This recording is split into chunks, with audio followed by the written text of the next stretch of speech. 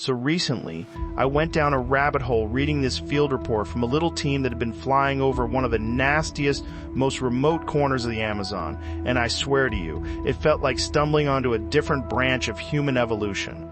Not aliens, not some fantasy, just people who have been left alone long enough to take the same basic tools every rainforest hunter has and turn them into something nobody else on the planet is using. The crazy part is, the first time they spotted these guys, nobody even understood what they were looking at. It was not a big expedition, no drama, just a monitoring flight with indigenous scouts and a couple of researchers checking a buffer zone that is technically off limits to outsiders. They were shooting video out the side door of this little plane, rattling along over a green carpet of canopy when someone said, "Wait, go back. There is movement on that ridge." They looped around, and there it was on the zoomed footage later, a line of men standing absolutely still along a branch, 50 or 60 feet off the ground, all facing the same direction. Each one had this long, dark pole resting across the shoulders, but it did not look like the usual blowgun. It was thick in the middle, thin at both ends, with these odd ribs wrapped around it. And the way they held it, you could tell it was not just a walking staff or some random pole. Their whole posture was built around it. The team took that video back to base and froze it frame by frame. They zoomed in until the pixels fell apart and still could not quite make sense of it. One of the indigenous monitors, a guy who has hunted with blowguns his whole life, just stared and shook his head. He knew every style from his region. He had seen simple reed tubes, hardwood giants, decorated ones with fiber bindings and bark mouthpieces. But he kept saying, "I have never seen that kind. Look how thick it is in the middle. Look at the way he is biting it there. That is something else." That was the first hook, not the fact that they had blowguns. Everybody out there has some version of that. It was the way these looked like they had been re-engineered around a set of tricks nobody taught them except the forest itself. When you start digging into this stuff, you have to understand the baseline. A normal Amazonian blowgun is already an incredible piece of engineering. You find the right palm or hardwood, you bore a channel through it by hand, you polish it until the inside is mirror smooth. You fletch tiny darts with cotton or feathers, coat the tip in plant poison, and you learn to exhale in this sharp, explosive burst that sends that dart silently 30 or 40 meters into a monkey that never even heard you. Now take that and imagine generations of people whose entire survival depends on pushing that design as far as it can possibly go. No rifles, no metal, just wood, fiber, bone, stone, and a lot of time to experiment. That is what this tribe has been doing. It came from a mistake. A couple years before that flight, some illegal loggers had pushed into the edge of the same region. They were not supposed to be there. No permits, no nothing. Just guys with chainsaws and cheap fuel. They set up a camp, cut a few trees, and one night something spooked them. Maybe they saw people. Maybe they heard the whistle of a dart go past. All we know is they ran. They left camp in a hurry. A patrol found the abandoned site later and went through the mess. Most of it was trash. Food wrappers, metal cans, broken tools. But off the trails a little way, one of the indigenous rangers found something lying in the leaves that was not from the loggers. A length of dark wood about as tall as he was, with one end carved into a flattened mouthpiece and the rest wrapped in these tight spirals of cured vine. It had two parallel channels bored through it, side by side, so close that from a distance it looked like one thick tube. He picked it up and knew right away this is not from any group I know. He carried it out like it was a living thing and handed it straight to the anthropologists. When they inspected the inside with light and fiber optics, they realized it was not just two tubes stuck together. The channels curved in a gentle twist along the length, like the rifling inside a rifle barrel. Not deep, not perfect, but enough that if you shot a dart down that groove, it would spin. There was more. The mouthpiece had faint teeth marks worn into it, not just from pressing your lips to it, but from actually biting down in a certain notch. And where those vine spirals wrapped the outer body, there were places where the bindings thickened into little grips, right where your hands would naturally fall if you were bracing it against your shoulder or hip. So now you have a double-channeled, gently twisted blowgun with bite marks that hint at a very specific posture and grips that suggest you are not just holding it like a flute, you are locking it into your body like a piece of sports equipment. When they finally got to see the hunters use them on camera, all of that clicked. On a later flight, when they knew roughly where these people moved, the team got permission to linger along the edge of a ridge system during a hunting time. They did not dive in close. The rule with these groups is simple. Observe at a distance, no contact, no hovering, no scaring people. They just flew long, smooth lines and let the zoom lens do the work. You see 3 hunters moving through the canopy like ghosts. They are roped to the trunks with what look like vine harnesses so they can lean into empty space without falling. Each one has this long, thick blowgun across the chest.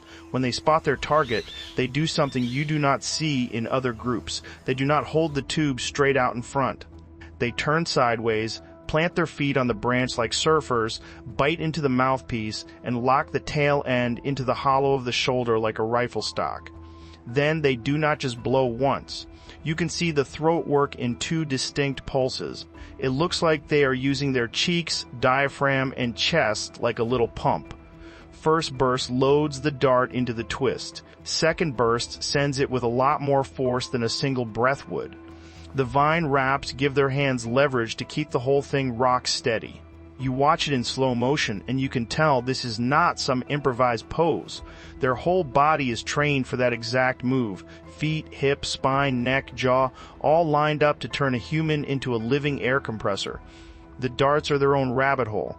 They are longer than usual, and they taper in a way that makes no sense until you see one up close. The only reason we even have that detail is because one dart missed. It passed through a bird, lodged shallow in a tree trunk, and was later found by a monitoring team walking the boundary of the no-entry zone. They did not touch it with bare hands. They cut the whole section of bark out and carried it in with gloves for analysis. Under a magnifier, the thing was a masterpiece. Slender hardwood shaft, barely thicker than a matchstick at the point, swelling slightly toward the base where the fletching sat. Instead of cotton or fluff, the rear end had a tight little skirt of palm fiber, coated in resin so it held shape. The point was not just whittled. It had 3 tiny barbs carved into it, so fine you would never notice from a distance. And here is the part that made everyone nervous. There were 2 different coatings. Close to the tip, the wood was stained almost black with some kind of resin or paste that had soaked in deep. Further back, just beyond the barbs, there was a second band of dried substance, lighter in color, that had cracked in a distinct pattern. 2 zones. It looked like the first one was meant to go in fast and deep. The second one was there to smear along the wound channel and stay behind. If you are used to conventional Amazonian poisons, you recognize pieces of that. Many groups use vine extracts that shut down the muscles in an animal and stop its breathing. Others mix in frog toxins or other plant alkaloids. But this double banding suggests a different strategy. One part goes straight into the bloodstream. The other sits in the tissue and keeps leaking in as the animal moves. Nobody is publishing recipes. Nobody should. The samples that were taken off that dart got handled like they were radioactive. Tiny scrapings went to laboratories that specialize in ethnobotanical chemistry. The report that came back basically said, we are seeing compounds we expect in some parts and things we do not fully recognize in others. Whatever this is, it is sophisticated. Think about what that means in practice. If you are hunting monkeys in the high canopy, you want a toxin that works fast enough that the animal does not get far, but not so violent that it loses control and drops, screaming, crashing through branches and scaring everything else for a kilometer. You want something that makes the animal freeze, lose grip, and just slump onto a limb so you can climb over and collect it. If you are hunting big ground animals like peccaries, you want them to run a little, calm down, and then collapse, not bolt in a panic for half a day and disappear across the border of your territory. These people have tuned their chemistry to that, generation after generation, experimenting with how the prey behaves. Add more of this sap, the animal crashes too soon, and you lose the body in the undergrowth. Use less, it runs too far. Change the frog species, and it becomes dangerous to handle. They would not talk about it to outsiders even if we could talk to them, but you can read the refinement in the design. Now, layer on top of that the way they move. Other groups stalk quietly, 1 or 2 hunters at a time. This tribe hunts like a unit. When teams watched them from the air and from distant ridges with long lenses, a pattern emerged. Before a hunt, 2 or 3 people would drop down from the main camp area and move ahead on the ground, leaving almost no trace. Their job was not to kill anything. They were the noise. They would crack a branch here, rustle leaves there, imitate certain bird calls or monkey alarm cries, just enough to unsettle the forest in one direction. Meanwhile, the hunters with the double-channeled blowguns were already in the canopy a few hundred meters ahead, clipped into their vine harnesses, watching a corridor of trees that, to them, might as well be a hallway. The animals, spooked by that low-level disturbance on the ground, would shift along the branches, trying to get away from the fake danger. They would move right into the ambush lane without realizing it. The blowgun hunters did not chase. They waited. You can see them in the footage, barely moving, eyes scanning, mouths resting on the carved mouthpieces, ready to bite and exhale in that 2-stage pulse. Imagine being a monkey in that situation. You hear something weird behind you, you move, and by the time you sense anything above, it is already over. You do not hear a bowstring. You do not see a rifle. You feel a tap, and then nothing. In a minute or two, you are just lying there with your tail hanging down, and a person with scar patterns you have never seen is climbing silently toward you. Even the way they retrieve their darts is dialed in. Most blowgun hunters lose a lot of darts. They snap in trees, they bury too deep to pull out, they go spinning off into vines and disappear. These folks tie each dart in a thin, almost invisible fiber that runs back along the inside of the barrel and exits near the mouthpiece. You can just barely see it sparkle in certain light on the video. When a shot lands in something solid, the hunter can feel the tension change in his hand and literally reel the dart back in if it did not embed too deep. It is like fishing line, but for tiny spears. You start stacking up these details, and you realize why that indigenous monitor looked at the footage and said, "No one else does this. This is their own thing." Now here is the part that hits you in the gut. These people probably have no idea they are newly discovered. They are not a lost tribe in their own story. They are just the people, doing what their grandparents taught them, hunting the way their ancestors figured out works best for this piece of forest. The weapons no one has seen before, line is ours, because we are late to their party. The only reason we even know they exist is that the world around them has been closing in. Loggers, miners, drug traffickers, all pushing into the edges of the wild.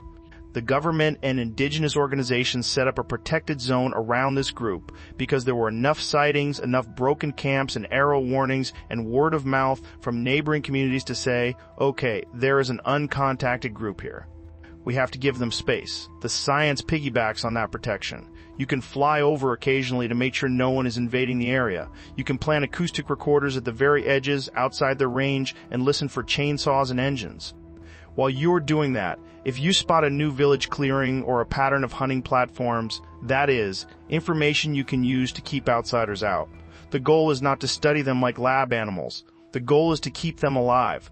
The weapon details we have are byproducts. A dropped blowgun, a dart in a tree, a few minutes of footage from a long lens, enough to sketch an outline of how they hunt without ever walking into their camp or shaking hands or handing them a bag of outside food and viruses.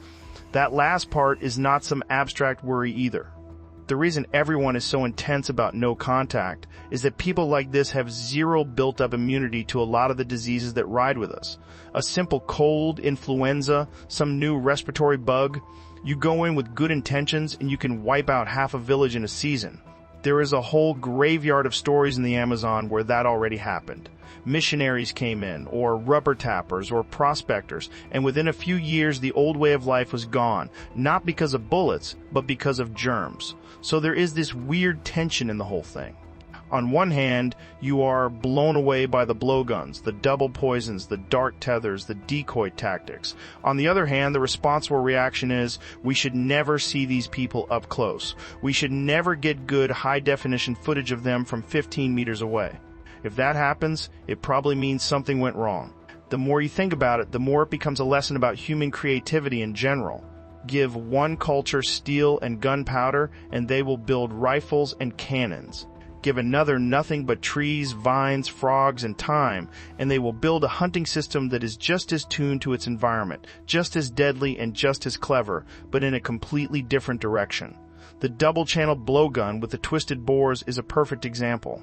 Somewhere back in their history, somebody realized that if you carve a very subtle spiral into the inside of the tube, the dart spins. Maybe it flew straighter, maybe it penetrated better. However they tested it, they kept that idea. Then someone else realized you can bore 2 channels, not one, and have options. You can load one with a fast toxin, one with a slower one, or you can switch between heavy darts for ground animals and lighter ones for birds, or you can fire 2 in quick succession without reloading. Nobody sat down with graph paper and equations. They learned the way humans have always learned in the wild, by watching what happens when you try things, and by telling stories about what works so the kids remember. Same with the poison bands. That comes from standing over wounded animals, paying attention. This one ran too far. That one stopped right away. This one made noise. That one did not. You tweak the mix, change the plant, roast it longer or shorter, add a tiny smear of frog toxin for speed or a vine extract for reliability. Over decades, centuries, the recipe becomes more guarded and more refined than any modern patent. You might not know the name of every compound. You just know that if you skip a step, someone gets hurt or the clan goes hungry. That is what blows my mind. You have a group out there that has taken tools most people would call primitive and turned them into something nobody else uses, probably because nobody else needed to solve exactly the same set of problems. High canopy, skittish prey, dangerous neighbors, and an absolute need to stay silent and invisible, and we are only seeing the tip of it. There are rituals attached to this stuff we will never know. Maybe the kids are taught on blunt darts first, shooting at fruit or leaf targets. Maybe there are taboos around who is allowed to mix the poisons, which songs you sing while you stir, which plants you are allowed to touch during certain phases of the moon. For them, this is not just gear, it is culture. If you are making a show out of this, the temptation is to lean into the drama. Strange tribe, secret weapons, that is the easy hook. The harder, more honest story is that these people are just one more example of what humans do when you give them enough time in a specific landscape. We customize ourselves, we build our bodies and our tools around whatever lives there. We get so good at it that people from the outside cannot even figure out what they are looking at the first time. So, yeah, somewhere out there under that endless green roof, there is a clan of hunters who climb like spider monkeys, bite into a carved mouthpiece, and send spinning darts tipped with layered poisons into animals that never even hear them breathe. They tie those darts with invisible threads so they almost never lose them.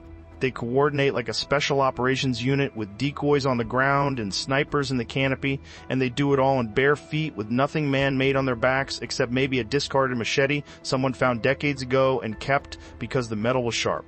And the best thing we can do for them is to be amazed from very far away, then leave them alone. Because as much as I love the idea of these weapons and their tactics, the real story is not that they hunt with something we have never seen before.